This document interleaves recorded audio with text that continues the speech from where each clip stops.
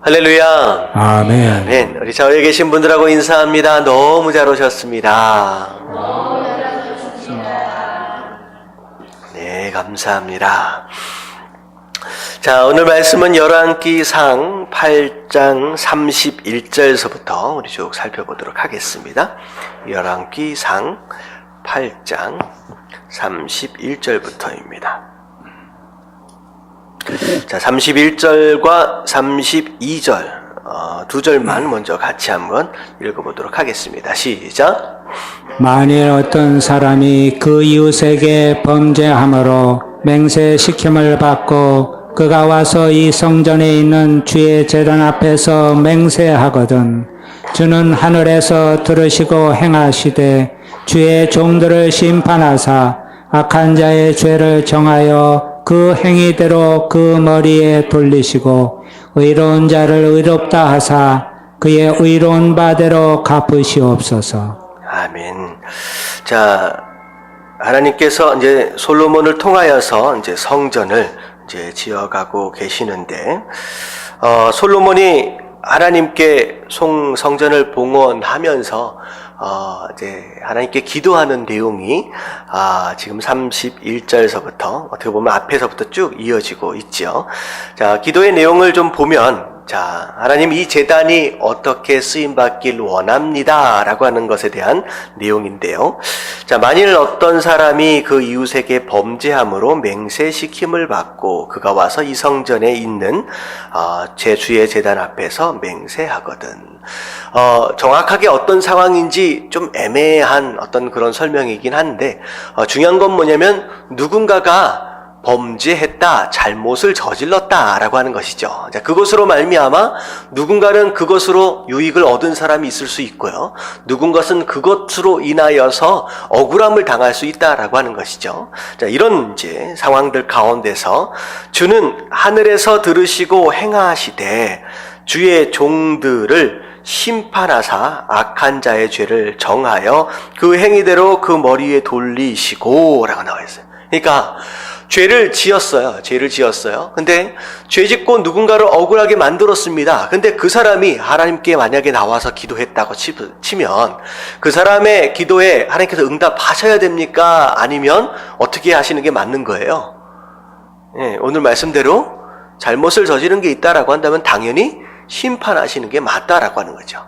그러니까 삶의 현장 가운데서는 수많은 사람들의 마음을 아프게 해놓고선 제단 앞에만 나와서 재물 가지고 나와서 하나님 내 기도에 응답해 주십시오 라고 만약에 그렇게 기도하고 있다, 그리고 하나님께서 만약에 그 기도에 재물 가지고 나왔으니까, 이 성전에 나왔으니까 내가 응답해 주겠다라고 하신다면 그것은 하나님으로서 어떻게 보면 뭐가 깨어지는 것이냐? 공의로움이 깨진다라고 하는 거죠. 그래서 정말로 삶의 현장 가운데서 어떻게 살았느냐, 의롭게 살았다라고 한다면 의롭게 살았던 것을 근거로, 악하게 살았다라고 한 것은 악하게 살았다라고 하는 것을 근거로 그에 합당한 대가를 하나님께서 어떻게 해달라는 거예요?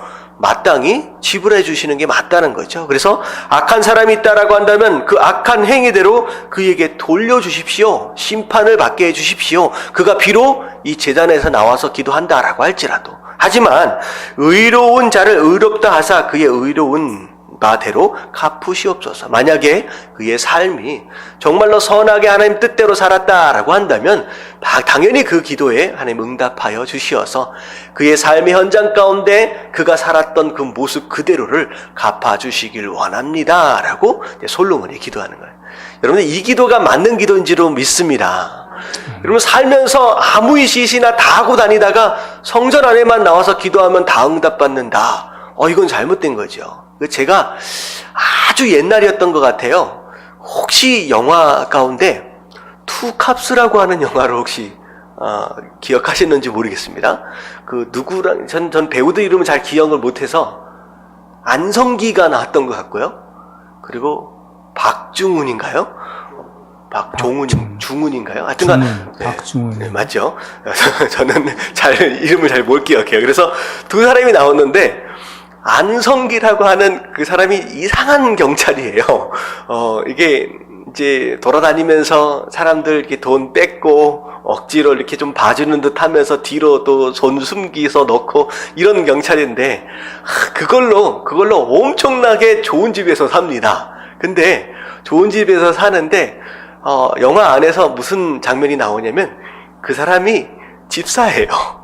교회 가는 장면이 나오는 거예요. 그래서 교회 가서 예배를 드리는데 어쩌면 안성기 씨가 어쩌면 그렇게 적나라하게 연기를 하는지 주여 예배 시간에 기도하는데 목사님이 기도하니까 진짜 이들 주여 하면 이렇게 기도하는 거예요. 그래서 제가 그걸 보면서 너무 황당하기도 하지만 너무 부끄러운 거 있잖아요.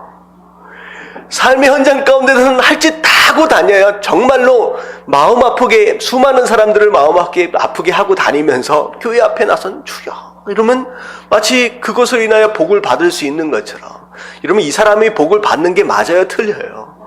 틀립니다. 여러분들, 이 성전은 그렇게 이용되어서는 안 돼요. 아무나 와서, 그 사람의 삶이 어떻게 되었든 아무나 와서 그냥 기도한다고 응답받는 성전은 여러분 공의로운 성전이도 아니고 하느님의 성전도 아닙니다.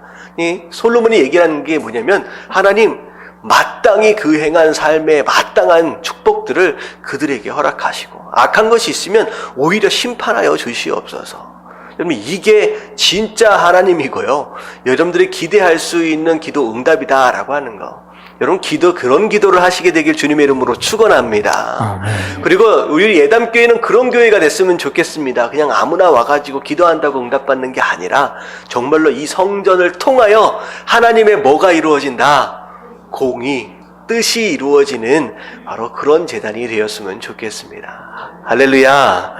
이렇게 기도하는 거예요. 그리고 33절에 보니까 만일 주의 성전 이스라엘이 주께 범죄하여 적국에 패하게 되므로 주께로 돌아와 되므로 여기까지 나왔어요. 이거 굉장히 중요한 대목입니다. 전쟁을 했는데 이스라엘 백성이 어떻게 됐다고요? 졌어요. 패했어요. 근데 패하게 된 원인이 무엇 때문이다? 범죄했기 때문이라는 거죠.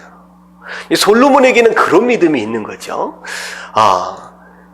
하나님께서 이스라엘 백성들을 보호하고 계신다는 거예요.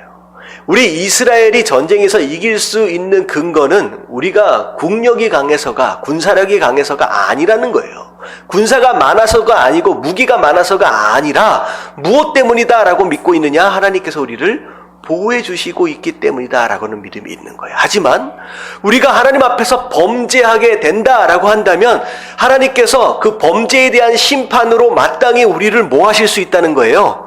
심판하실 수 있다는 거예요. 그 심판의 결과가 무엇이냐? 전쟁에서 패하게 될 수 있다라고 하는 거죠.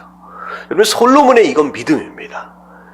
우리가 하나님 앞에서 온전히 행하면 하나님 반드시 우리를 보호해 주실 것이다.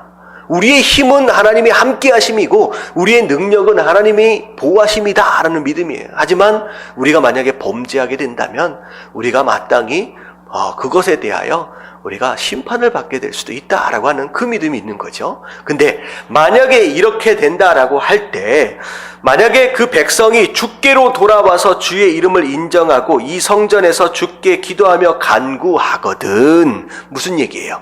범죄에서 패했어요. 그랬을 때 이 백성들이 하나님께 나와서 이 제단 앞에 나와서 뭐 하는 거예요? 회개한다라고 한다면 주는 하늘에서 들으시고 주의 백성 이스라엘의 죄를 용서하여 주시옵소서. 그래서 그들의 조상들에게 주신 땅으로 돌아오게 하오 주어서. 전쟁에 패했으니 어떻게 됐어요? 포로로 끌려갔겠지요. 근데 회개하며 하나님께 기도하면 다시 하나님께서 우리 조상들에게 약속으로 주신 이 땅에 돌아올 수 있도록 해 주십시오. 만일 그들이 주께 범죄함으로 하늘이 닫히고 비가 없어서 주께 벌을 받을 때에, 심지어는 범죄했을 경우에 하나님께서 뭐도 하실 수 있다는 거예요. 하늘 문을 닫아서 비도 안 내리도록 가뭄이 오도록 하실 수도 있다는 거죠. 자, 그랬을 때 이곳을 향하여, 성전을 향하여 기도하며 그의 주의 이름을 찬양하고 그들의 죄에서 떠나거든 주는 하늘에서 들으사 주의 종들과 주의 백성 이스라엘의 죄를 사하시고 그들이 마땅히 행할 선한 길을 가르쳐 주시옵소서. 돌아올 수 있도록 해달라는 거죠. 그래서 주의 백성에게 기업으로 주신 주의 땅에 비를 내려 주시옵소서 라고 나와 있어요.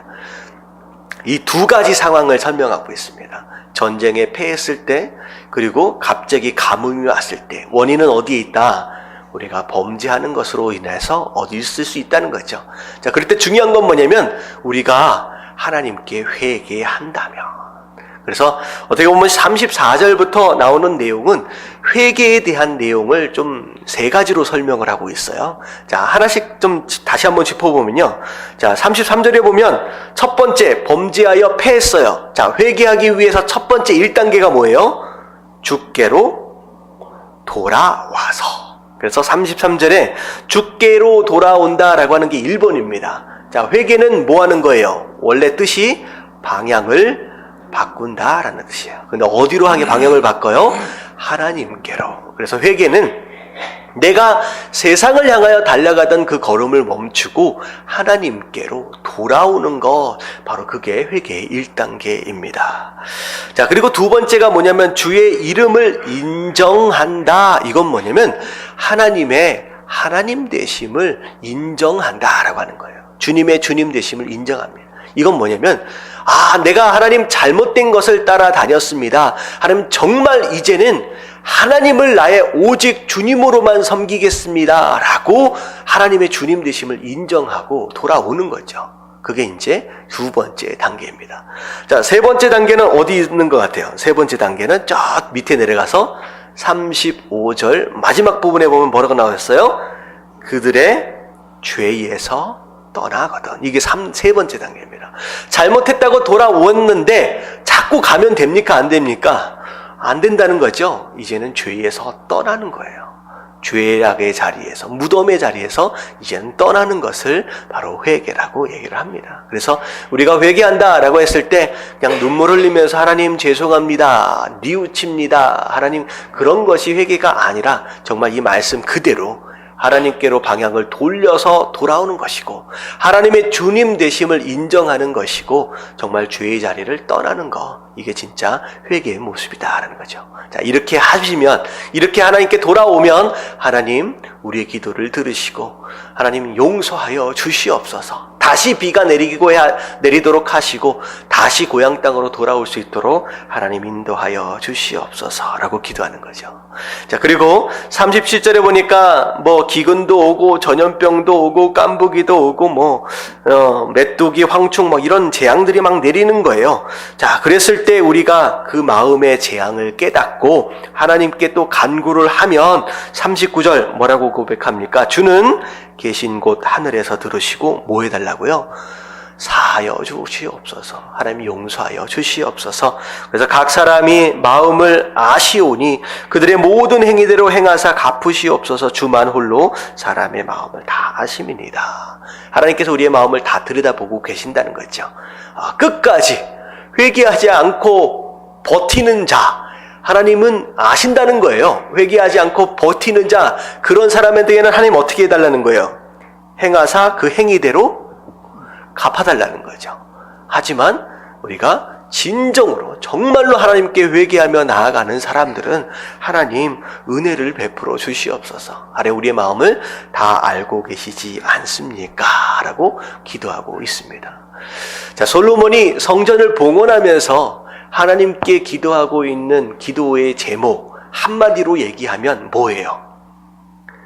우리가 죄를 지었을 때 이 성전을 향하여 회개하면 용서하여 주시옵소서.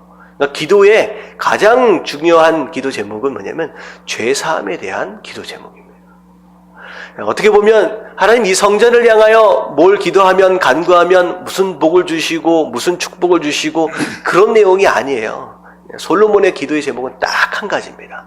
하나님 우리 죄를 용서받을 수 있는 장소가 바로 이 장소가 되게 하여 주시옵소서. 왜냐하면요, 우리가 축복을 받지 못하도록 만드는 모든 원인은 어디에 있어요? 우리의 죄에 있기 때문에. 솔로몬은 딱 하나만 붙잡고 풀어버리는 거예요. 죄에 대한 문제만 풀면 복은 자연스러운 거죠. 그러니까 솔로몬이 다른 기도 제목들을 구구절절 구한 것이 아니라 하나님 우리의 죄에 대한 문제를 하나님 이 성전에서만큼은 하나님 해결되게 해주시옵소서. 그러면 그냥 복은 자동적으로 받는다라고 하는 거죠. 굉장히 지혜로운 기도입니다. 근데 가장 중요한 말씀은 마지막 부분에 있어요. 40절 말씀 한번 같이 한번 읽어볼게요. 다 같이 시작. 그리하시면 그들이 주께서 우리 조상들에게 주신 땅에서 사는 동안에 항상 주를 경외하리이다. 네. 그래서 하나님의 공의가 이루어지는 응답들, 그리고 회개하면 용서를 받는 그런 하나님의 은혜들로 말미암아 진짜 기도의, 이 솔로몬 기도의 궁극적인 마지막 목적은 무엇이냐? 이 백성이 뭘 배울 수 있도록 해달라는 것이냐? 하나님을 경외하는 것을 배우도록 해달라는 거예요. 경외가 무슨 뜻이에요? 하나님을 두려워할 줄 알게 해달라는 거예요. 그러니까 솔로몬의 기도의 제목에, 기도의 목적의 마지막에 결정판은 바로 이겁니다. 하나님, 우리의 기도에 이렇게 응답되어지는 것으로 말미암아 진짜 우리가 하나님을 두려워할 줄 아는 사람들이 되게 하여 주시옵소서. 정말로 하나님을 온전히 두려워하고 온전히 예배하는 자들로 하나님 이 백성이 세워지게 하여 주시옵소서. 어떻게 보면 아까 전에 얘기했죠. 복을 받는 가장 중요한 키가 죄에 대한 문제를 해결하는 것과 더불어 또 복을 받는 또 비결은 또 뭐냐? 하나님을 경외하는 것에 있다라고 하는 거죠. 그래서 솔로몬이 궁극적인 기도의 제목이 바로 이거 여기에 있습니다. 하나님, 이것을 통하여 하나님을 두려워하는 것, 경외하는 것을 배우게 해 주시옵소서라고 기도하는 거예요. 여러분들, 하나님께서 여러분 삶 가운데 응답하시는 모든 과정들을 통하여 하나님을 하나님으로 인정하고 하나님을 두려워하며 하나님을 경외할 줄 아는 저와 여러분들 되시길 주님의 이름으로 축원합니다. 아멘. 자, 넘어갈게요. 계속 솔로몬의 기도가 이어지고 있는데요. 여기 앞에까지 40절까지는 이스라엘 백성들에 대한 기도가 쭉 이어졌잖아요. 근데 41절에서부터는 누구의 기도가 나오느냐? 자, 41절부터 43절까지 같이 한번 읽어볼게요. 시작. 또 주의 백성 이스라엘에 속하지 아니한 자, 곧 주의 이름을 위하여 먼 지방에서 온 이방인이라도 그들이 주의 크신 이름과 주의 능한 손과 주의 펴신 팔의 소문을 듣고 와서 이 성전을 향하여 기도하거든 주는 계신 곳 하늘에서 들으시고 이방인이 주께 부르짖는 대로 이루사 땅의 만민이 주의 이름을 알고 주의 백성 이스라엘처럼 경외하게 하시오며 또 내가 건축한 이 성전을 주의 이름으로 일컫는 줄을 알게 하옵소서. 자, 누구를 위해 기도하느냐? 이방인들을 위해서 기도합니다. 자, 바로 이것이 하나님께서 다윗으로 하여금 성전을 짓도록 하지 못하게 하시고 솔로몬에게 짓도록 하신 이유지요. 다윗은 피를 많이 흘렸습니다. 주변에 있는 모든 여러 민족들에게 있어서 두려움의 존재예요. 어떻게 보면 우리 아버지를 죽인, 우리 삼촌을 죽인, 우리 할아버지를 죽인 어떻게 보면 원수 되어진 자로 기억 가운데, 마음 가운데 남아있을 수 있다라고 하는 거죠. 근데 그 다윗이 성전을 지으면 과연 어떤 민족들 가운데 편안한 마음으로 그 성전이 나올 수 있겠느냐라고 하는 거죠. 하나님께서 솔로몬 시대 때 평화를 주셨습니다. 그 어떤 전쟁도 일어나지 않도록 주변 나라를 잘 하나님께서 다스려 주셨다라고 하는 것이죠. 그렇기 때문에 앞에도 그렇고 뒤에도 그렇고 설명이 나오면 솔로몬을 주변에 있는 많은 민족들이 솔로몬을 어떻게 하고 싶어 했다? 찾아서 어떻게 보면 얼굴을 보고 싶어 했다 그런 거죠. 그래서 솔로몬은 이스라엘 민족들 뿐에게만이 아니라 주변에 있는 많은 민족들에게 있어서도 인기가 많은 왕입니다. 야, 그런 왕이 있어? 한 번쯤 보고 싶다라고 하는. 근데 그런 왕이었기 때문에 솔로몬이 성전을 지었을 때 주변에 있는 민족들이, 이방인들이 내 성전인 것처럼 나와서 기도하기에 훨씬 더 마음이 편하지 않았겠느냐라는 생각을 해보게 됩니다. 그래서 이런 특별한 또 하나님의 또 이유가 있었다라고 하는 거죠. 근데 이방인들도 마찬가지입니다. 이스라엘 민족들만 응답해달라는 것이 아니라 이방인들이 소문을 듣는다는 거죠. 사실 경험한 적이 없잖아요.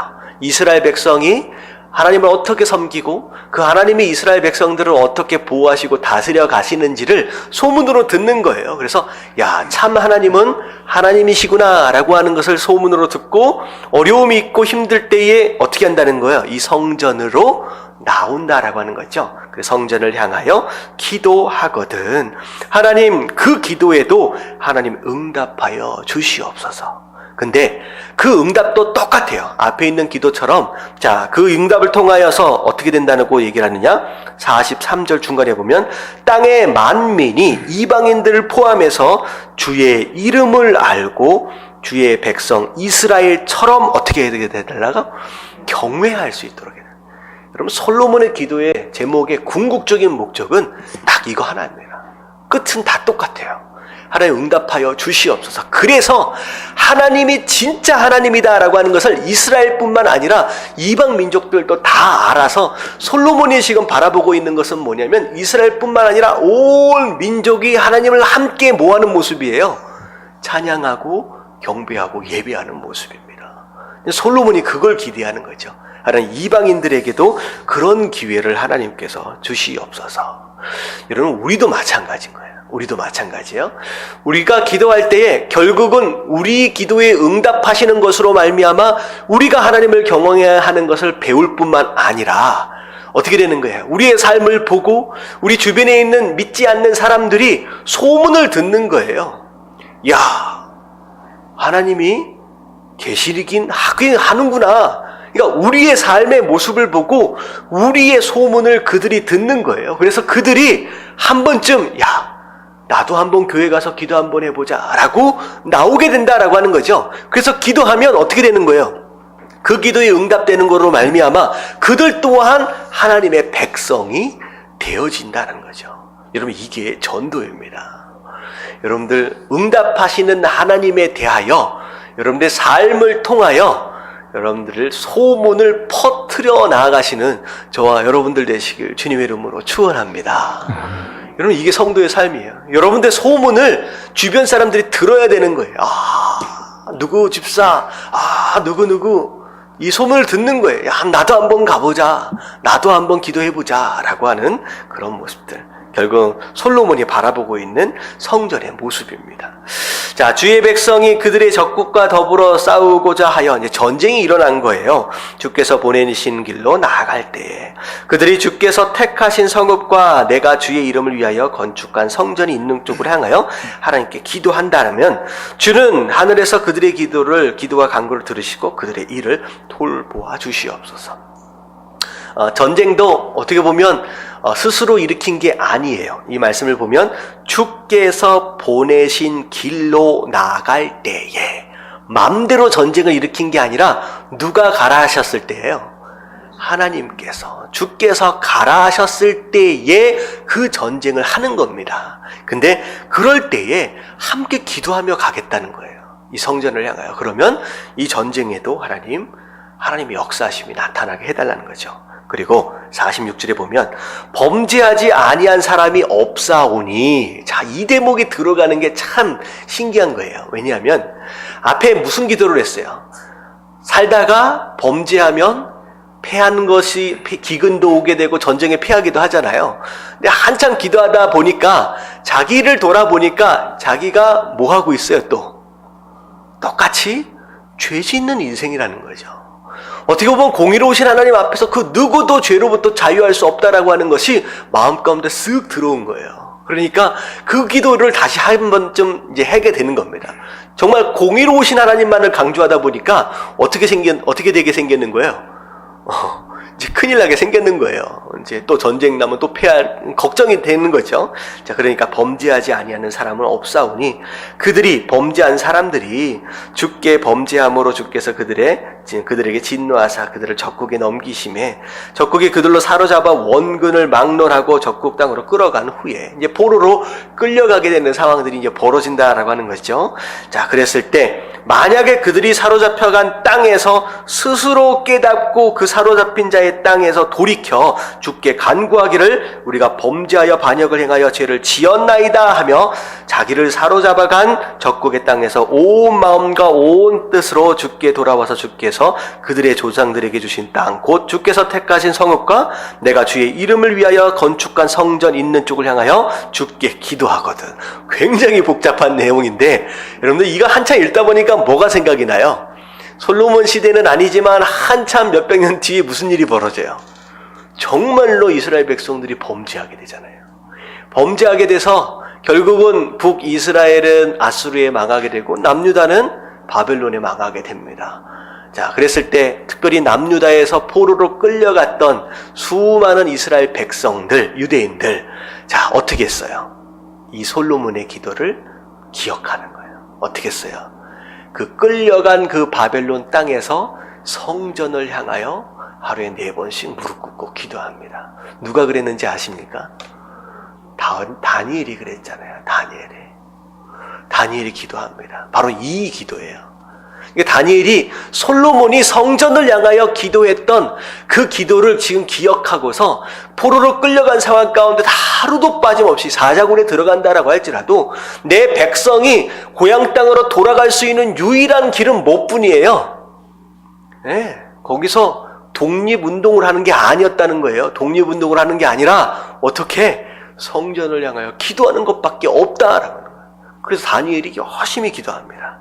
그랬더니 자, 이렇게 기도하면 자, 주는 계신 곳 하늘에서 그들의 기도와 간구를 들으시고 그들의 일을 돌아보시오며 주께서 범죄한 백성을 용서하시며 주께 범한 그 모든 허물을 사하시고 자, 그들을 사로잡아간 자들 앞에서 그들로 잘 보세요. 그들로 불쌍히 여김을 얻게 하사 그 사람들로 그들을 불쌍히 여기게 하옵소서.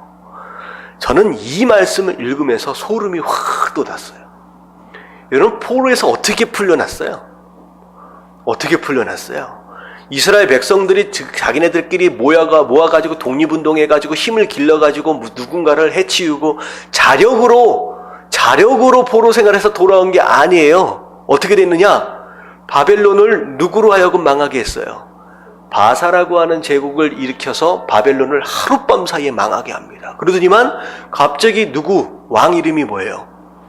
고레스 왕이 딱 등장하더니만 그야말로 이 기도 제목 그대로 이스라엘 백성들을 향하여 돌아가라. 너희 고향 땅으로 돌아가라. 이유가 없어요. 다른 민족들은 다 내비두고 왜 하필 유대인들만이었나는 거죠. 정말로 이유가 없이 돌아가라.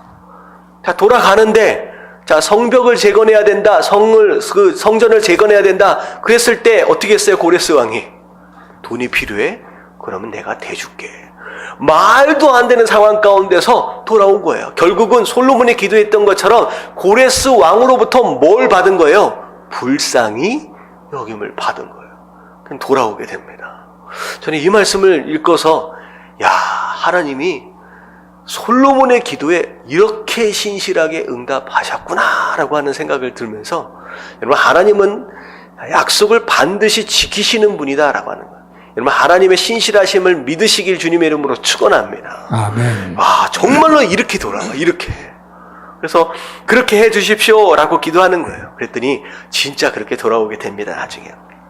자, 51절 같이 한번 읽어볼게요. 시작. 그들은 주께서 철풀무 같은 애굽에서 인도하여 내신 주의 백성, 주의 소유가 됨이니이다. 자, 이 모든 기도에 그렇게까지라도 응답해 달라고 이렇게 간구하는 이유가 뭐냐면, 이 백성은 그냥 백성이 아니라 그 어렵고 힘들고 험했던 그 애굽, 뭐라고 표현하고 있냐? 철풀무래요. 그 뜨겁던 그 가운데서 끌어내신, 하나님께서 선택해 주신, 구별해 주신 누구의 백성? 하나님의 백성, 바로 하나님의 소유입니다.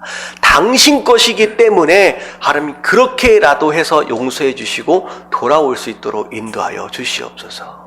이게 단순히 이스라엘 백성들에게 대한 내용이 아니라 누구에 대한 내용이에요? 바로 우리입니다. 우리가 그 철풀무 같은 이 세상에서 우리를 구별해 두셨어요. 그리고 우리는 하나님의 자녀이고 백성이고 하나님의 소유다라고 하는 거예요. 여러분, 우리 것을 어떻게 보면 솔로몬이 이스라엘 백성들만을 향한 기도가 아니라 바로 우리가 하나님께 드릴 수 있는 그런 기도일 수 있다라고 하는 것이죠. 자, 52절, 53절 같이 한번 읽어볼게요. 다 같이 시작. 원하건대 주는 눈을 들어 종의 간구함과 주의 백성 이스라엘의 간구함을 보시고 주께 부르짖는 대로 들으시옵소서. 주 여호와여, 주께서 우리 조상을 애굽에서 인도하여 내실 때 주의 종 모세를 통하여 말씀하심 같이 주께서 세상 만민 가운데에서 그들을 구별하여 주의 기업으로 삼으셨나이다. 자, 이제 솔로몬이 마지막 부분에 기도할 때에 이 백성이 하나님의 백성인 이유 딱 하나를 붙잡은 거예요. 뭘 붙잡냐? 하나님이 누구와 하신 약속? 모세와 하신 약속을 딱 붙들면서 하나님, 우리 조상 모세와 분명히 약속하셨습니다. 이 백성은 당신의 기업이고 소유다라고. 그렇기 때문에 절대 우리를 그 어떤 상황 가운데서도 포기하지 말아 주시옵소서. 여러분, 하나님의 이 약속이 바로 예수 그리스도를 통하여 우리 마음 가운데 있는 줄로 믿습니다. 아멘. 우리 스스로 이 약속을 받은 건 아니죠. 이 솔로몬은 모세와의 약속을 근거로 지금 기도하고 있지만 우리는 누굴 근거로 기도하면 돼요? 바로 예수 그리스도. 바로 예수 그리스도를 통해서 우리가 구원받는다라고 하신 하나님의 그 새 언약. 여러분, 이것을 우리가 붙들고 기도한다라고 한다면 우리 또한 이런 응답을 다 받을 수 있다라고 하는 거예요. 여러분들 예수 그리스도 그 이름으로 기도하시게 되길 주님의 이름으로 축원합니다. 아멘. 자, 그 다음에 좀 넘어가면, 자, 54절. 자, 보면요. 자, 솔로몬이 무릎을 꿇고 손을 펼쳐서 하늘 향하여 기도와 간구로 여호와께 아뢰기를 마치고, 여태껏 이제 하나님께 기도한 거예요. 자, 그리고 나서, 자, 서서 큰 소리로 이스라엘의 온 회중을 위하여 축복합니다. 축복합니다. 자, 축복하는 기도의 내용인데, 여호와를 찬송할지도다. 그가 말씀하신 대로 그의 백성 이스라엘에게 태평을 주셨으니. 지금 너무나도 태평한 시기를 지금 주셨잖아요. 자, 그의 종 모세를 통하여 무릇 말씀하신 그 모든 좋은 약속이 하나도 이루어지지 아니함이 없도다. 자, 솔로몬이 하나님의 신실함을 다시 한번 또 붙잡습니다. 자, 모세와 하셨던 약속. 자, 약속을 지금 붙는데, 자, 첫 번째 기도 제목이 뭐냐? 57절부터 보면, 우리 하나님 여호와께서 우리 조상들과 함께 계시던 것 같이 우리와 함께 계시었고 우리를 떠나지 마시오며 버리지 마옵소서.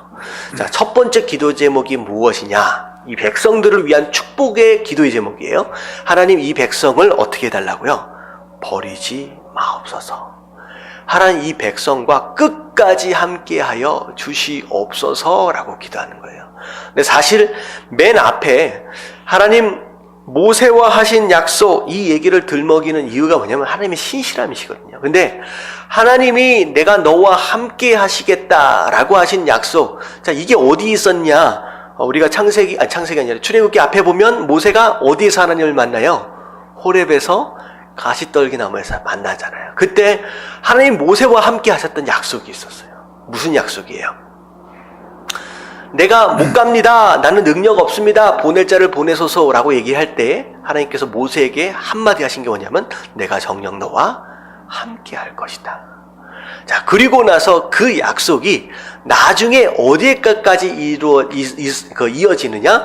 이스라엘 백성들과 함께 10계명을 주시면서 너희는 내 백성이 될 것이고 내가 너의 하나님이 될 것이다 라고 하시면서 그 언약을 모세로부터 연장해 가는 거예요. 그래서 그 연장되어진 이스라엘 백성들에게 하신 그 함께 하시겠다라고 하시는 언약, 그 약속이 다시 말하면 첫 번째 기도 제목이 되는 거예요. 하나님, 이들과 함께하여 주시옵소서. 마치 모세가 그 금송아지 사건 때문에 버림당하는 상황 가운데 이스라엘 백성들이 버림당할 뻔했잖아요. 그랬을 때 모세가 하나님을 향하여서 이스라엘 백성들을 위해서 기도했던 것처럼 하나님, 이 백성들과 반드시 함께하여 주시옵소서라고 하는 그런 축복의 내용을 함께 기도하고 있는 것이죠. 여러분들, 성도의 가장 강력한 능력은 하나님의 함께하심이에요. 여러분, 이게 가장 강력한 능력입니다. 세상 사람들이 우리를 두려워할 수 있는 근거는 딱 하나예요. 저 사람이 하나님과 함께하고 있다라고 하는 거예요. 여러분, 기도 제목 가운데 가장 중요한 기도 제목은 하나님 어디를 가든지 어느 때든지 하나님의 함께 하심이 내 삶 가운데 머물러 있게 하여 주시옵소서. 여러분, 이게 가장 중요한 기도 제목인 것 같아요. 할렐루야. 네, 그게 가장 중요합니다. 그리고 나서 두 번째 기도 제목이 뭐냐면, 자, 우리의 마음을 주께로 향하여 그의 모든 길로 행하게 하시오며 우리 조상들에게 명령한 계명과 법도와 율례를 지키게 하시기를 원하오며. 말씀에 순종해야 한다라고 하는 걸 아는데 순종하는 거 우리 힘으로 돼요, 안 돼요? 안 되는 걸 아는 거예요. 솔로몬의 두 번째 기도 제목이 뭐냐면, 하나님 분명히 말씀에 순종하는 자에게 복 주신다라고 했는데 가만히 보니 우리는 말씀에 순종할 능력이 없네요. 하나님이 순종할 수 있는 능력과 믿음도 누가 주시는 것이다? 하나님이 주시는 것이다. 하나님, 우리가 말씀에 순종할 수 있도록 하나님 우리를 좀 지켜주시옵소서 라고 기도하는. 자, 59절 같이 한번 읽어볼게요. 다 같이 시작. 여호와 앞에서 내가 간구한 이 말씀이 주야로 우리 하나님 여호와께 가까이 있게 하시옵고 또 주의 종의 일과 주의 백성 이스라엘의 일을 날마다 필요한 대로 돌아보사. 네, 세 번째 기도 제목이 뭐냐면 우리가 하는 일들이 있다는 거죠. 우리가 하는 일들이. 근데 그런 일들 가운데 하나님의 돌보심이 있어야 된다라고 하는 거예요. 아무리 우리가 애를 써도요, 아무리 잠 안 자고 노력한다라고 할지라도 하나님의 보호하심이 없으면요, 될 일도 안 되는 거예요. 아무리 많은 걸 벌으면 뭐합니까? 빠져나가는 게 많은데. 모든 일들 가운데 우리가 사업을 하든 사명을 감당하든 전도를 하든 그 어떤 일들을 하든 하나님의 돌보심이 있어야 한다라고 하는 거. 이게 바로 세 번째 기도 제목입니다. 하나님 어떤 일을 하든 하나님 돌보심이 있는 그런 일들이 되게 해달라고. 자, 그래서 자 60절. 자, 또 나옵니다. 60절 다 같이 시작. 이에 세상 만민에게 여호와께서만 하나님이시고 그 외에는 없는 줄을 알게 하시기를 원하노라. 네, 이것 또한 궁극적인 목적이 뭐예요? 하나님만이 진짜 하나님이다라고 하는 것을 모든 민족이 이것을 통하여서 깨닫게 하여 주시옵소서. 여러분, 제가 계속 말씀드리는 이유를 알겠죠? 정말로 우리의 기도의 제목, 우리의 기도의 마지막 궁극적인 목적은 이것이 되어야 한다라고 하는 거예요. 정말 우리의 기도의 응답을 통하여서다. 자, 그런즉 너희는 너희의 마음을, 자, 여기서부터는 이제 솔로몬이 이스라엘 백성들에게 하는 권면입니다. 너희의 마음을 우리 하나님 여호와께 온전히 바쳐 완전하게 하여, 자, 오늘과 같이 그의 법도를 행하며 그의 계명을 지킬지어다. 우리가 해야 할 부분인 거예요. 하나님 이런 거 도와주십시오 라고 기도한 다음에는 우리가 해야 할 부분들, 말씀에 순종하는 것만큼은 정말로 온전하게 완전하게 할 수 있게끔 우리가 최선을 다해야 된다라고 이제 솔로몬이 권면합니다. 자, 그리고 나서 이에 왕과 이제 많은 사람들이 이제 이 기도가 마치고 나서 희생제물을 드려요. 자, 희생제물 드리는데, 자, 얼마만큼 드리냐? 63절에 보니까 소가 몇 마리예요? 22,000마리. 양이 몇 마리? 12만 마리. 제가 말씀드렸죠. 맨 처음에 1000마리를, 1000번제를 드렸을 때, 와, 많다 했잖아요. 그 다음에 성전을 지으면서 예물을 드렸을 때 숫자를 셀 수 없었다라고 하는 건 분명히 1000마리보다 더 많다라고 했잖아요. 근데 나중에 성전을 봉헌하고 나서 이제 전체 드려진 예물들을 다 계산해 보니까 숫자가 1000번제는 비교가 안 돼요. 비교가 22,000. 아무리 부자라고 해도요, 이 정도 예물을 드리면요 휘청합니다. 이거는 엄청난 예물. 근데 굉장히 중요한 게 뭐냐면 이 제물이 무엇이었느냐? 63절 앞에 부분에 보니까 이 제사의 방법이 뭐예요? 화목제입니다. 여러분들, 우리 제사, 5대 제사 우리가 배웠잖아요. 번제, 소제, 화목제, 속건제, 속제제. 우리가 다 배웠던 내용이죠. 번제는 특징이 뭐예요? 하나도 남김없이 다 태우는 거예요. 자, 소제는 뭐예요? 곡식으로 드리는 제사지요. 다 갈아가지고. 그리고 속건제와 속제제 두 가지는 조금 차이는 있긴 있지만 뭐를 위한 것이냐? 죄를 용서받는 거. 바로 그것이 바로 속건제와 속죄제입니다. 근데 화목제는 뭐냐면 다른 제물들은 전부 다 태워서 드리는데 화목제는 무엇만 태우느냐? 속에 있는 기름과 똥만 태웁니다. 그러니까 우리가 먹어서는 몸에 좋지 않은 것들만 싹 태우고 나머지 고기는 어떻게 해요? 제사장과 더불어 다 나눠 먹습니다. 자, 이걸 화목제로 드렸습니다. 이 엄청난, 다시 말하면 솔로몬이 하나님께 드리는 것 그 자체에 있어서 아낌없이 드렸을 뿐만 아니라 이 화목제는 사실 잔치인 거예요. 백성들과 함께 자기가 가지고 있는 모든 부유함을 어떻게 했다는 거예요? 함께 나누었다는 거죠. 그러니까 솔로몬이 복받는 이유가 있는 거예요. 두 가지를 아끼지 않았습니다. 첫 번째는 하나님께 드리는 걸 아끼지 않았고요. 두 번째는 이웃과 나누는 이웃과 나누는 것을 아끼지 않았습니다. 그러니까 하나님이 그런 이제 솔로몬에게 이제 복을 주시죠. 얼마나 많은 재물들이 태워졌느냐? 사실 성막을 지을 때의 번제단보다 훨씬 더 크게 만들었을 겁니다. 왜냐하면 다른 것들이 다 크잖아요. 그렇기 때문에 훨씬 더 크게 만들었을 텐데 이 솔로몬 성전에 지어진 이 제단 위에서 이 많은 재물을 다 태워서 드릴 수가 없었어요. 그래서 마당에다가 다른 장소로 특별히 구별해가지고 제단과 함께 마당에서 태우는 일들이 있었다는 거죠. 엄청난 재물들이 수도 없이 태워져서 하나님 앞에 올라갑니다. 자, 그랬을 때 얼마 동안 이 잔치를 하느냐? 이 화목제와 더불어 2주 동안 14일 동안 잔치를 하죠. 자, 마지막 제 날에 자 66절 같이 한번 읽어볼게요. 시작. 여덟째 날에 솔로몬이 백성을 돌려보내매 백성이 왕을 위하여 축복하고 자기 장막으로 돌아가는데 여호와께서 그의 종 다윗과 그의 백성 이스라엘에게 베푸신 모든 은혜로 말미암아 기뻐하며 마음에 즐거워하였더라. 네, 하나님께 예배 드리고 정말로 성전 짓고 백성들과 함께 이 풍성함을 함께 나누니까 솔로몬뿐만 아니라 함께 있었던 모든 백성들이 어떻게 했다? 기뻐하며 즐거워했다. 다들 행복했다라고 하는 거죠. 그래서 우리가 정말로 행복한 삶을 살고 싶다라고 한다면 바로 이런 겁니다. 솔로몬처럼 하나님께 드리는 걸 아끼지 않고 백성들과 함께 나누는 것을 아끼지 않고 정말로 말씀에 순종하며 함께 축복하며 함께 예배드리는 바로 이런 모습, 그것으로 인하여 하나님께서 은혜를 부어주시는 이런 모든 과정들, 바로 이게 성도가 누릴 수 있는 가장 큰 행복이고 축복이지 않겠느냐라는 거죠.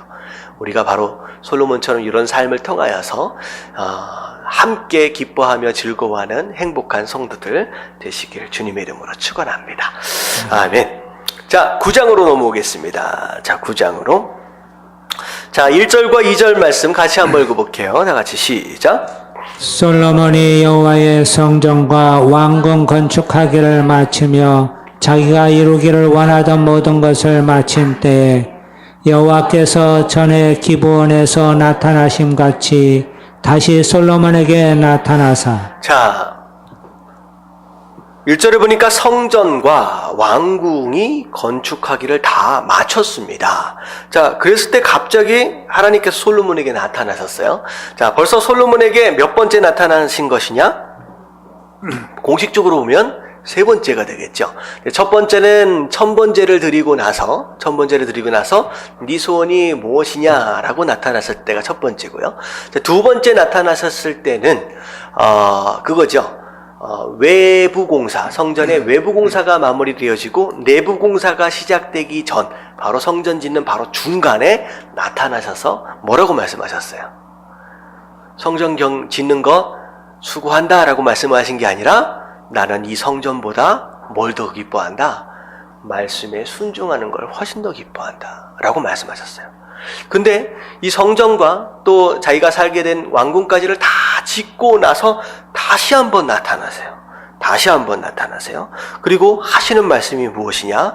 여호와께서 그에게 이르시되 내 기도와 내가 내 앞에서 간구한 바를 내가 들었은즉 나는 내가 건축한 이 성전을 거룩하게 구별하여 내 이름을 영원히 그곳에 두며 내 눈길과 내 마음이 항상 거기에 있으리니. 자, 솔로몬의 기도에 바로 하나님께서 응답해 주신 거예요. 근데 중요한 건 뭐냐면 4절 말씀이에요. 4절 말씀 같이 한번 읽어볼게요. 시작. 네가 만일 네 아버지 다윗이 행함같이 마음을 온전히 하고 바르게 하여 내 앞에서 행하며 내가 내게 명령한 대로 온갖 일에 순종하여 내 법도와 율례를 지키면. 자, 이게 어디의 말씀이에요? 두 번째 나타나셨을 때 성전 짓고 있던 중간에 나타나셨던 그 경고의 말씀을 다시 다 짓고 나서 다시 하시는 거예요. 자, 이게 굉장히 중요하냐면요.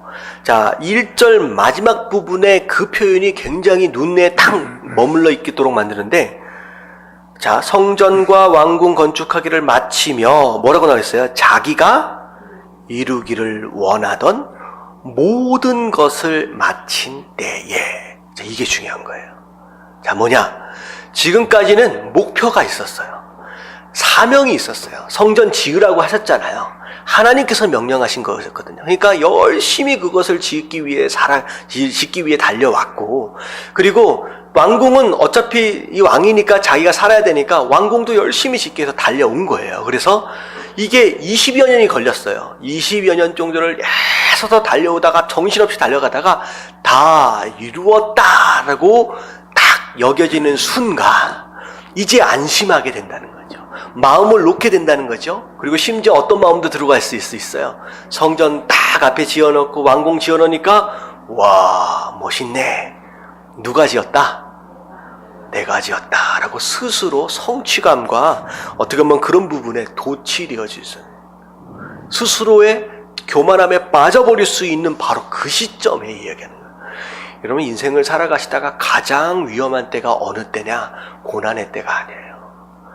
내가 작은 성공을 거두고 야, 잘했다, 다행이다 라고 여겨지는 바로 그 순간이 가장 위험한 때입니다.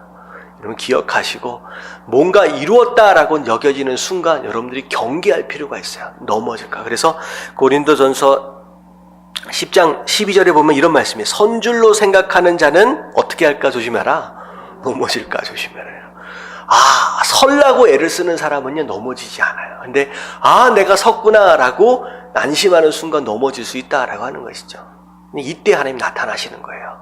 근데, 잘 눈여겨보면요, 솔로몬이 성전 딱 지어놓고, 왕궁 지어놓고 나서 조금씩 이상해지는 조짐이 보였어요. 하나님이 이 뒤로 하시는 말씀은 두 번째 나타났을 때의 경고랑은 사뭇 다릅니다. 분위기가 달라요. 자, 보세요.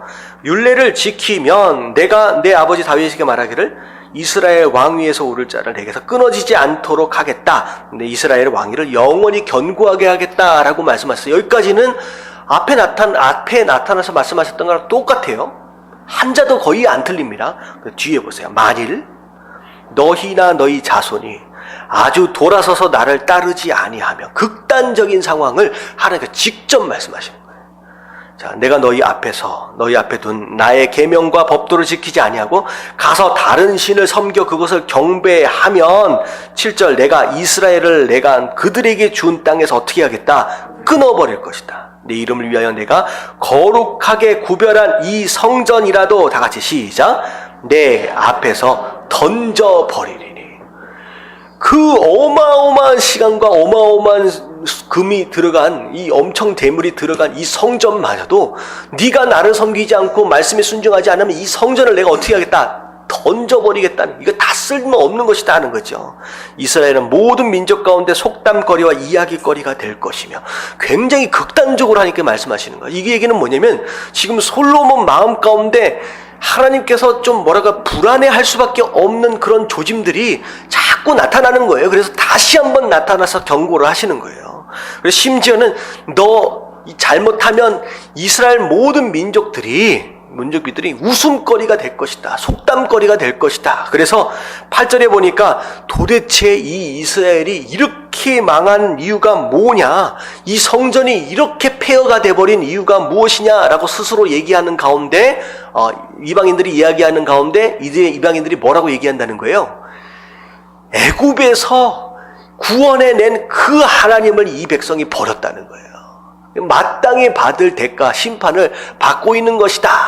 다른 사람들에게 오히려 잘못된 상황들을 통하여, 정말 안 좋은 상황들을 통하여 오히려 교훈이 되어버리는 그런 상황이 벌어진다라고 하는 거죠.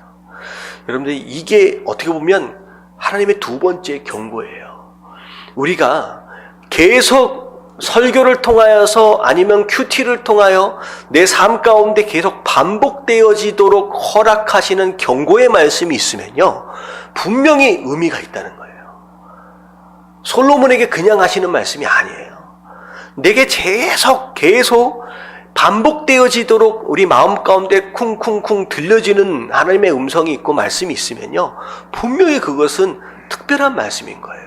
우리가 들을 수 있는 귀가 있어야 된다라고 하는 것입니다. 여러분, 그 음성을 들으시게 되길 주님의 이름으로 축원합니다. 자, 근데 솔로몬이 그 이야기를 들어요, 못 들어요? 이 다음 장부서부터 넘어가면서 참 안타까운 일들이, 어떻게 보면 솔로몬이 변심 또는 타락의 길로 가는 어떤 그런 모습들이 이제 슬금슬금 보이기 시작합니다. 자, 볼게요. 10절서부터 보면 굉장히 중요합니다. 제가 이번 주의 말씀은요, 한 구절도 놓칠 수가 없이 굉장히 중요한 의미들이 다 숨어져 있어서 다 제가 한 번씩 보고 가는 거예요. 성전과 왕국을 몇 년 동안 지었습니까? 20년. 그래서 성전은 앞에 먼저 지은 것 같습니다. 7년 동안 짓고 성전이 완공된 다음에 13년 동안 짓지요. 어떻게 보면 성전을 먼저 짓고 자기 집을 지었다라고 하는 면에 있어서는 우리가 또 이제 솔로몬이 하나님 먼저라고 하는 우선순위 있어서 좋은 것 같아요. 자, 근데 성전을 지을 때 누가 도와줬습니까? 히람이라고 하는 왕이 도와줬습니다. 두로 왕이죠. 자, 두로 왕의 히람이 도와줄 때 도와주는 그 상황 가운데서는 음식을 제공하는 것으로 인하여서 이제 어느 정도 이제 했죠. 근데 완공이 됐어요. 완공이 되니까 어느 정도 보답을 해야 한다라고 생각을 한 거죠. 근데 중요한 게 뭐냐면, 히람이 두로에서 와서 솔로몬이 자기에게 준 성읍을 보고, 11절 볼게요. 11절 같이 한번 읽어봅니다. 시작. 갈릴리 땅에 성읍 20곳을 히람에게 주었으니 이는 두로왕 히람이 솔로몬에게 그 온갖 소원대로 백향목과 잣나무와 금을 제공하였음이라. 이 솔로몬이 보답으로 뭘 줘버렸어요? 땅을 줘버렸어요. 누구 땅이에요, 이게? 이스라엘에게 하나님께서 기업으로 주신 땅이에요.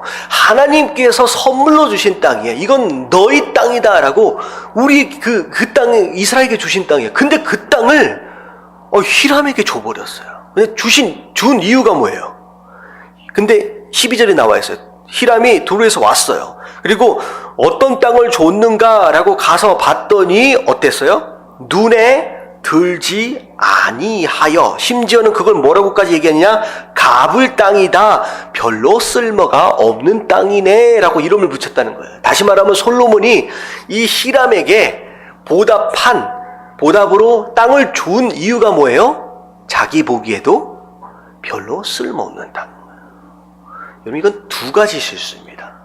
자, 첫 번째, 히람이 정말로 고생했다라고 한다면 고생한 것에 대한 마땅한 대가를 지불하는 게 맞는 거예요. 그게 정직이고 그게 신용입니다. 근데 지금 솔로몬이 그걸 지킵니까? 못 지킵니까? 못 지켜요. 지금 솔로몬이 자기가 국력이 더 세요.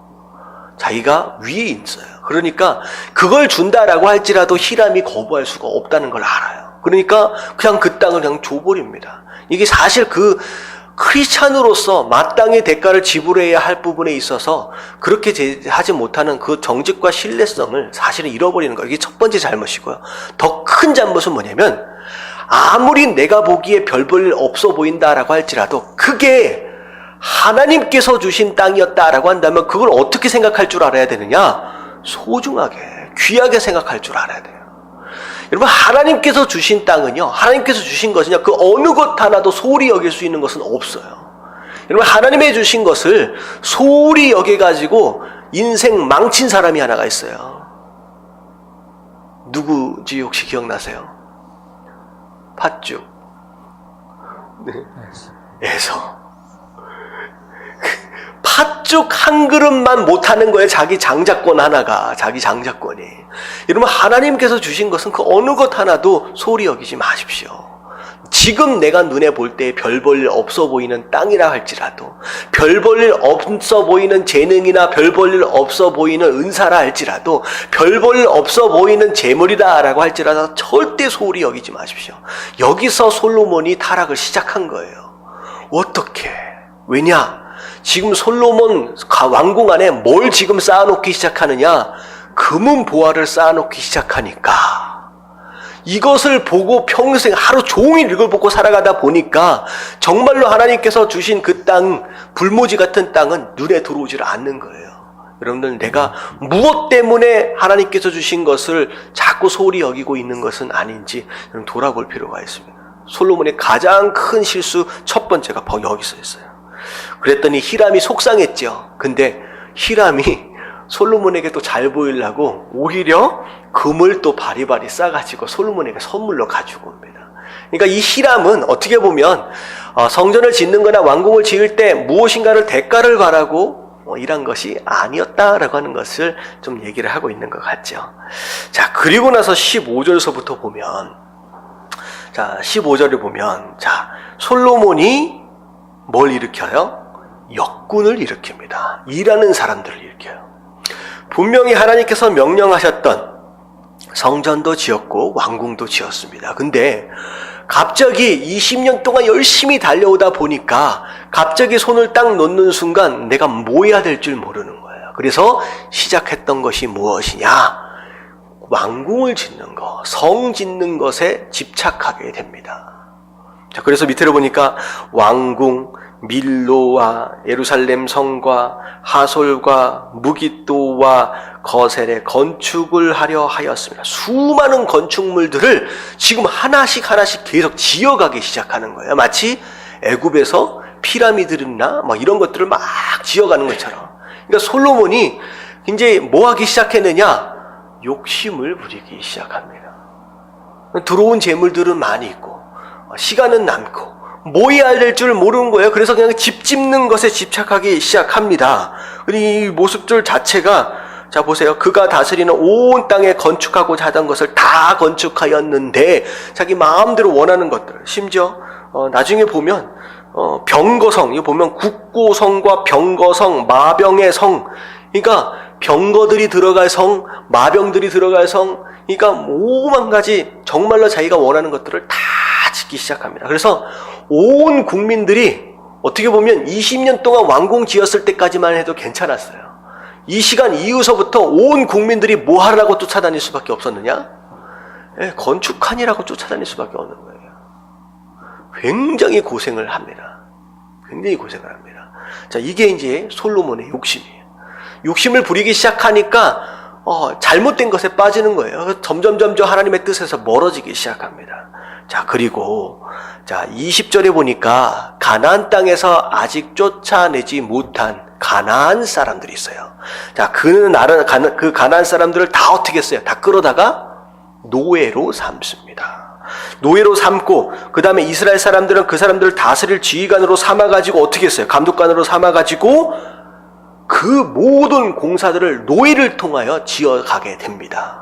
자, 이 말씀을 딱 읽는 순간 어떤 장면이 생각이 납니까? 속담이 생각이 나요. 개구리 올챙이 쩍 생각 못해요. 이 상황이 언제 있었어요? 똑같이 애굽에서 종살이 했었거든요. 그 애굽을 철풀무라고까지 솔로몬이 이야기할 정도로 그야말로 고생스러운 삶이었어요. 근데 이들이 그때 당시에는 힘이 없어서 그걸 당할 수밖에 없었잖아요. 근데 이제 어떻게 보면 힘이 생겼어요. 다시 말하면 을에서 갑의 자리로 올라간 거예요. 그랬더니만 자기가 가지는 그 힘과 그 능력을 가지고 어떻게 하기 시작했어요? 가지지 못했던 가지지 못한 그 약한 사람들을 괴롭히고 못 살게 하고 다스리고 짓밟는데 앞장서기 시작했다. 여러분들 이것을 위해서 과연 하나님께서 솔로몬을 축복하셨겠느냐라는 거죠. 여러분 이건 하나님의 정의가 아닙니다. 이게 하나님의 정의가 아니에요. 여러분들이 못 먹고 못 살았을 때, 힘들고 어렸을 때를 기억하라라고 하는 것은 여러분들에게 하나님께서 넉넉하게 주실 때가 있다는 거예요. 그때 어떻게 하라는 것이냐? 내가 과거에 그랬던 것처럼 힘든 그 사람들을 돌아볼 줄 알아야지. 어떻게? 자, 근데 재밌는 건 뭐냐면, 제가 뉴스를, TV를 보다가 지나치다가 제가 잠깐 들었는데, 어떤 나라에서, 인도는 아닌 것 같아요. 어떤 나라에서 그 철저한 신분 제도가 있는 나라예요. 상위 계층이 있고, 중간 계층이 있고, 하위 계층이 있는데, 갑자기 사람들이 막 얘기를 하다가, 사람들이 무엇을 얘기를 했냐면, 우리 이 수천 년 동안 이어왔던 이 신분 계급, 그것을, 없애자라고 이야기가 나왔다는 거야. 근데 그것을 정말로 반대했던 사람은 저 위의 계층이 아니었다는 거예요. 누가 제일 반대했냐? 이 중간 계층. 왜냐하면 자기가 위에서부터 다스림을 받는 것은 참을만 하다는 거예요. 근데 내가 밑에 사람을 괴롭히고 다스릴 수 이제는 더 이상 없게 된다라고 하는 거에 대해서는 참을 수 없어서 오히려 이 중간 계층의 반대 의견으로 인해서 이 신분 계급이 철폐되는 것이 무산되었다고 합니다. 사람이 얼마나 악한가를 한번 생각해 볼 필요가 있다는 거죠. 여러분, 이 솔로몬이 이렇게 하는 모습은 하나님께서 원하시는 모습이 아니다라는 거죠. 결국은 갑의 횡포, 지금 솔로몬이 지금 하고 있는 거예요. 여러분, 솔로몬이 세 가지 잘못을 하고 있어요. 하나님의 것을 소홀히 여기고 지나치게 욕심을 부림과 동시에 과거를 기억하지 못하고 오히려 약한 자들을 노예로 삼고 괴롭히는 갑의 횡포를 부리게 되는 이런 상황들, 이게 바로 이제 솔로몬이 하나님으로부터, 하나님 뜻으로부터 점점점 멀어지게 되는 이제 조짐이 보이기 시작했다라고 하는 거죠. 자, 그러면서 중간에 이제 10장을 넘어와서 누가 방문을 하느냐? 스바 여왕이 방문을 합니다. 자, 스바 여왕이 이 스바 여왕은 이제 아프리카 쪽에 있는 이제 나라라고 일반적으로 좀 알고 있습니다. 근데 이 스바 여왕이 아프리카에서 솔로몬 소문을 들은 거예요. 그래서 꼭 한번 만나보고 싶다라고 해서 이제 찾아왔는데, 엄청나게 많은 금은 보화와 더불어 많은 수행원과 더불어 이때 당시에 아프리카는 그렇게 못 사는 동네가 아니었던 것 같습니다. 왜냐하면 오늘날에는 아프리카 하면 되게 못 사는 동네로 알잖아요. 사실 이때 당시 그 어떻게 보면 그야말로 지금으로부터 한 4,000년 전, 그때만 해도요, 아프리카는 지금처럼 사막화되어지지 않았어요. 애굽도 마찬가지, 이집트도 마찬가지입니다. 오늘날 굉장히 기후가 바뀌면서 1년에 한 1km 정도씩 사막화가 되어진대요. 그러니까 저기까지 풀이 나다가 올해가 딱 되자마자 여기까지 풀이 안 나는 거예요. 한 1km씩.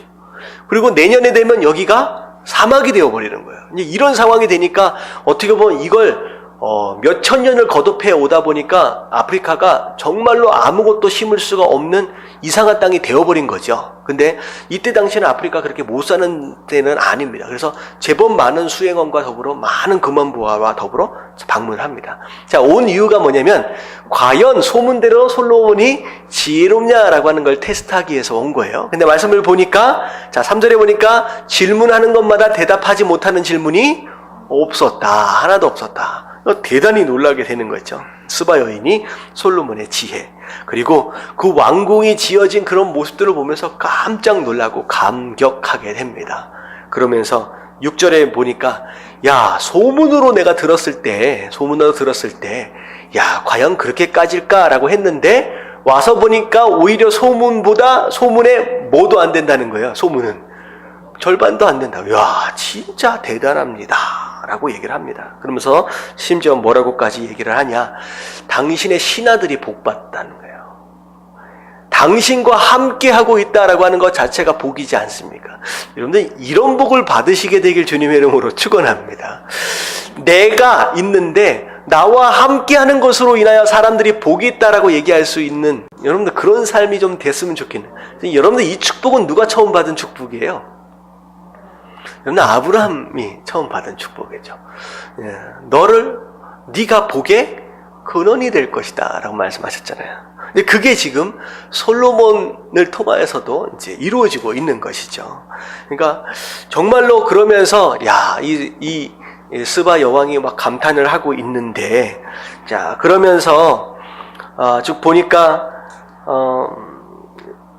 지금 스바 여왕이 솔로몬에게 선물하는 그 금과 그런 향품과 이런 모든 것들이 한 번도 그런 선물은 있어 본 적이 없고 다시는 있을 수 없는 엄청난 선물을 지금 줍니다. 그랬더니 또 11절서부터 쭉 보니까 어디죠? 13절에 보니까 또 여왕에게 일반적으로 규례에 따라서 주는 어떤 이제 그 국빈으로 왔잖아요. 그러니까 주는 선물 그 이상의 것, 정말 원하는 것. 그러니까 솔로몬이 이제 흥분한 거예요. 그래서 막 덤으로 줍니다. 근데 이 말씀을 쭉 보면 비록 스바 여왕이 지금 솔로몬을 막 칭찬하고 감격하고 막 그러고 있는 상황인데도 불구하고 이게 마음이 이렇게 참 기분이 좋다라는 생각이 별로 안 들어요. 왜냐하면 자 보세요. 11절에 보니까 오빌에서부터 금이 배를 통하여 들어옵니다. 근데 그 금을 뭐 하는 데 써요? 왕이 백단목으로 여호와의 성전과 왕궁에 뭘 만들어요? 난간을 만드는데 그 좋은 나무와 그 금을 다 씁니다. 지금 솔로몬이 뭐에 집착하고 있냐면요, 다른 사람들로부터 감격하고 칭찬하고 하는 것에 지금 재미를 붙인 거예요. 그래서 지금 솔로몬이 가지고 있는 시간과 건강과 모든 재물들을 뭐에 지금 쏟아붓기 시작하느냐? 겉에 보이는 것을 장식하고 치장하는 것에. 그러니까 사람들이 와서 지혜 때문에 놀라기도 하지만, 우와, 이런 궁전이 어디냐? 우와, 이런 성전이 어디냐? 이런 말들을 한마디씩 하니까 그것에 솔로몬이 혹한 거예요. 그래서 지금 솔로몬이 20년 이후, 성전을 짓고 나서 왕궁을 짓고 나서 20년 이후에 솔로몬은 뭐 하니라고 정신을 쏙 빼놓느냐? 치장하고 장식하는데, 사치하는데 온 정신을 다 쏟습니다. 그러니까 어떻게 보면 스바 여왕의 이 칭찬도 별로 지금 아름다운 모습은 아닌 거예요. 솔로몬이 딱 듣고 나서 막 흥분해가지고 와 기분 좋아라 하는 거예요. 그랬더니만 그 기분 때 그것이 난간도 막 금으로 닦고 막 하고 그리고 나서 막 집어서 더 주고 이런 모습을 보이는 이런 모습들은 별로 이제 좋은 모습들은 아니죠. 그래서 우리에게 넉넉하게 주신 무엇인가가 있다라고 했을 때 그것을 누군가에게 보이기 위해서, 누군가로부터 칭찬을 듣기 위해서 자꾸 치장하고 자꾸 장식하고 하는 이런 모습들에, 이런 것들에 우리가 소모하고 있다라고 한다면 잘못된 길로 우리가 가고 있는 것일 수 있다라고 하는 것이죠. 솔로몬이 지금 안타깝게 그런 상황이 되어지고 있습니다. 자, 마지막, 금요일 날 말씀 한번 볼게요. 자, 14절에 보니까, 엄청나게 많은 세금을 주변 나라들로부터, 주변에 있는 상인들로부터 무역을 통하여, 고관들을 통하여 많이 얻게 됩니다. 자, 그런 가운데 16절, 17절을 보니까 금이 엄청 남아 돌았어요. 그랬더니 이 금으로 뭘 만들었어요? 방패를 만들었어요. 여러분, 방패는 뭐 할 때 써요? 전쟁할 때 들고 나가야 돼요. 막아야 돼요. 근데 여러분들 금은 굉장히 무겁습니다. 그 무거운 금으로 이 방패를 만들면 이 방패가 들릴까요? 그건 들고 있는 것 자체가 곤욕이에요. 여러분, 이 방패는 전쟁을 위해서 만든 게 아니라 뭐 하기 위해 만든 거예요? 외부에서 손님 왔을 때 딱 방패 들고 나가서 군사를 쫙 세워놓으면 뭐라고 할 것 같아요? 우와, 이 소리 들으려고 지금 방패 만든 거예요. 큰 방패, 작은 방패. 지금 온갖 사치를, 그러니까 남는 재물을 가지고 이렇게 이렇게 합니다. 처음에 성전을 봉헌하면서 백성들과 함께 나눴던 그 솔로몬과 사뭇 다른 모습들을 지금 보이게 되는 것이죠. 심지어 앉아있는 의자도 뭘로 만들었느냐? 상아로 만듭니다. 그 상아도 가만히 냅두지 않고 다 뭘로 쌌어요? 금으로 다 쌌습니다. 왕좌로 올라가는 그 6계단도 화려하게 장식을 다 하고요. 너무나도 그렇게 하고 있어요. 그리고 나서 마시는 금도 금입니다. 자, 모든 것을 다 금으로 씌웠어요. 그래서 왕궁 예루살렘 안에서는 뭐 보기를 돌같이 은보기를 돌같이 했대요. 은은 보석 축에도 속하지 않을 정도로 정말로 금으로 모든 것들을 다 치장을 하고 그렇게 합니다.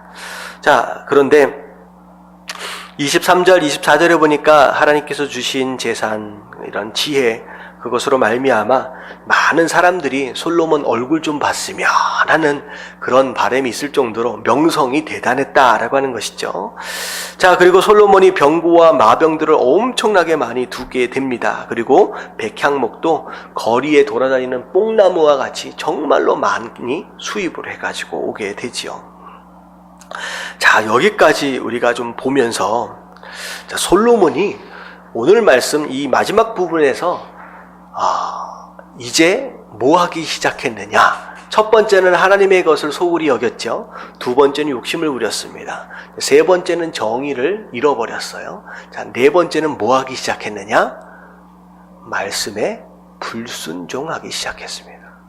정면으로 말씀에 불순종하기 시작했어요. 자, 말씀이 어디 나오느냐? 신명기 17장 16절과 17절을 잘 보면요. 자, 17절에 보면 너희를 위하여, 스스로를 위하여 무엇을 쌓아두지 말라고 얘기했느냐? 은과 금을 쌓아놓지 말라는 거예요. 솔로몬이 국세, 뭐라 그랬죠? 세금을 걷어들이는 성까지를 만들어 놓고 온갖 금은 보화를 뭐 하기 시작했어요? 쌓아놓기 시작했어요. 쌓아놓기 시작했어요. 말씀의 정면으로 불순종하기 시작합니다. 그리고 17장, 신명기 17장 16절에 보면 하나님 정확하게 말씀하셨어요. 애굽으로부터 뭘 가지고 오지 말라. 말을 많이 가지고 오지 말라라고 분명히 말씀하셨어요. 근데 지금 솔로몬이 뭐 하고 있어요? 애굽으로부터 수백 마리, 수천 마리의, 수만 마리의 말들을 다 가지고 오고 심지어 그것을 이웃 나라에 무역하는, 대파는 일들을 공공연하게 하고 있어요. 분명히 말을 애굽으로부터 가지고 오지 말라라고 분명히 말씀하셨음에도 불구하고 정면으로 이 말씀에 불순종하기 시작합니다. 무슨 내용인지 아시겠죠? 점점 솔로몬이 지금 이상해지는 길로 가고 있다라고 하는 것이죠. 정말 하나님께서 경고하셨던 대로 그 모습으로 지금 살아가고 있습니다. 여기서 우리가 재물에 대하여 우리가 양면성을 좀 볼 필요가 있어요. 여러분, 재물을 많이 갖는 거, 여러분 물질의 축복을 받기 원하시는 분 아멘 하십시다. 별로 원하시질 않는 것 같은데. 많이 있으면 좋잖아요. 여러분들 재물을 많이 누리는 게 축복일 수 있지만 오히려 그것이 우리에게 재앙이 될 수 있다라는 거예요. 재앙이 될 수 있다는 거예요. 근데 우리는 항상 재앙이 될 수 있다라고 하는 것은 조금 내려놓고 싶고요. 축복이 될 수 있다라고 하는 것을 좀 붙잡고 하나님 주시옵소서라고 이제 하고 싶다는 거죠. 근데 과연 진짜 축복이라는 거, 재물을 통하여 얻어질 수 있는 축복이 뭐냐? 뭐냐? 제가 이런 말을 한번 생각해 봤어요. 1000명이 누리고 먹을 수 있는 것을 한 사람이 누리고 먹고 있는 거. 여러분, 이걸 과연 축복이라고 얘기할 수 있겠느냐는 거죠. 오히려 한 사람에게 주신 것이 몇 명에게 나눠지는 거예요?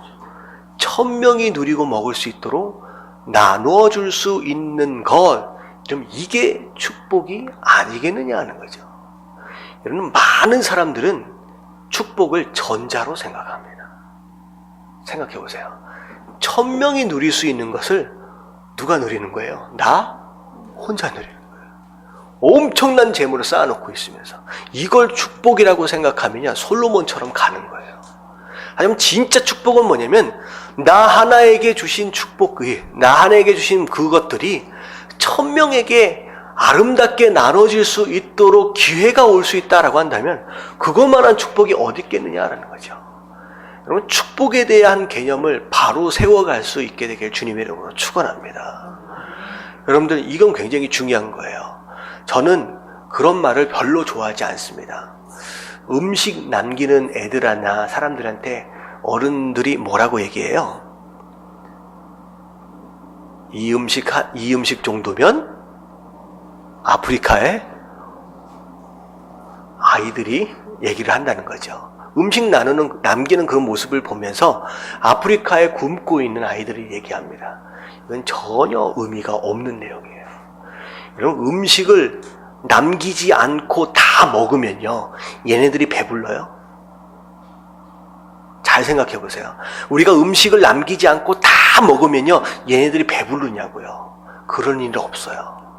우리가 절약해 놓고 사치하지 않고 사치하지 않고 잘 저축해 놓으면요, 아무데나 함부로 쓰지 않으면요, 얘네들이 배불러집니까? 그런 일은 오지 않습니다. 여러분, 쌓아놓는 것과 다 먹고 우리가 누리는 것들은 전혀 그런 것과는 상관이 없는 내용이에요. 이들이 배부를 수 있고 이들이 함께 그 축복을 누릴 수 있는 비결은 딱 하나뿐이에요. 우리가 먹는 것을 남기지 않는 것도 아니고 아껴서 쓰는 것도 아니고 우리가 뭐 하는 것뿐이에요. 나누는 것뿐이에요. 주지 않으면 그들은 항상 배고플 수밖에 없습니다. 여러분, 크리스찬으로서 이런 입에 붙은 말들로 마치 스스로 거룩한 척, 스스로 절약하는 척, 스스로 괜찮은 척 하고 살아가는 사람이 얼마나 많은지 아십니까? 여러분, 절대 그렇게 살아서 이들이 배부르지 않습니다. 조금이라도 우리가 나누지 않으면요. 여러분, 솔로몬이 점점점 이런 상황으로 가더니 결국은 어떻게 돼요? 솔로몬 아들 때에서 이 나라가 쪼개집니다. 솔로몬 아들이 왕위를 물려받자마자 이스라엘 백성들이 온 지파에 12지파의 장로들이 가서 한 얘기가 뭐예요? 우리가 솔로몬 당신 아버지가 왕으로 있었을 때 우리가 뭐 했다고요? 엄청 고생했습니다. 이 얘기는 무슨 얘기예요? 여러분, 솔로몬이 만약에 이들을 성을 짓고 하는데 활용을 하고 그것에 대한 대가를 충분하게 다 분배를 해줬다, 돈을 잘 줬다라고 한다면 그들이 우리가 엄청 고생했습니다라고 하는 말을 할 수 있었을까요? 아니라는 거예요. 솔로몬이 나누지 않은 거예요. 예루살렘만 부자인 거예요, 지금. 마치 북한에 가면 어디에만 불이 켜져요? 밤에. 평양에만 불이 켜지는 것처럼 딱 이 예루살렘만 화려하고 아름답고 나머지는 전부 다 고생을 하는 거예요. 그러니까 이 12장로들이 다 나와서 하나같이 하는 얘기가 우리가 당신 아버지 왕이었을 때 엄청 고생했습니다. 이제는 좀 우리를 조금 살 수 있도록 숨 좀 쉬도록 해주십시오 라고 하는 얘기가 여기서 나오는 거예요. 지금 솔로몬이 창고에 이만큼 쌓아놓고 백성들은 엄청 고생하고 있는 거예요. 이것은요, 올바른 방법이 아니다라고 하는 거예요. 여러분들, 솔로몬이 뭐에 눈이 멀었어요? 재물에 눈이 멀었습니다. 다른 사람들로부터 칭찬받고 좋은 얘기 듣는 것에 눈이 멀기 시작하는 거예요. 여러분, 그러면 하나님으로부터 멀어지게 되고요, 하나님 뜻으로부터 멀어지게 되고요, 지금 말씀도 불순종하게 되고요, 이제는 이제 어떻게 돼요? 나중에 성전 안에 뭐가 들어와요? 우상이 들어옵니다. 점점 이제 양심의 가책마저도 잃어버립니다. 성전에 뭐가 들어와야 하는지도 이제 헷갈리는 상황이 벌어지는 거예요. 여러분들이 솔로몬만의 얘기가 아닙니다. 야, 나는 지금 가진 것도 별로 없는데 이런 일이 내게 있을까? 여러분들, 혹시나 내 삶 가운데 조금 넉넉하게 주신 무엇인가가 있다라고 했을 때, 여러분들, 이것이 과연 어떻게 나눠지고 어떻게 드려지고 어떻게 사용되어지고 있는지를 여러분들 돌아보시며 솔로몬과 같이 안타까운 길이 아니라 정말 다윗처럼 끝까지 하나님 앞에서 신실하게 정직하게 믿음으로 세워져 갈 수 있는 저와 여러분들 되시길 주님의 이름으로 축원합니다. 아멘. 자, 우리 같이 한번